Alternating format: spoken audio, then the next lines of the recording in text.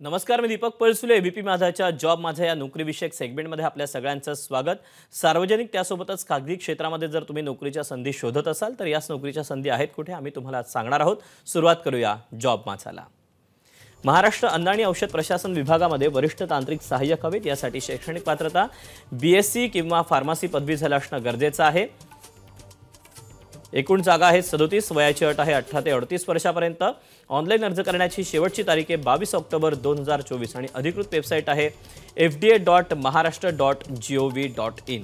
तर यातलीच पुढची पोस्ट आहे विश्लेषण रसायन शास्त्रज्ञ गट ब.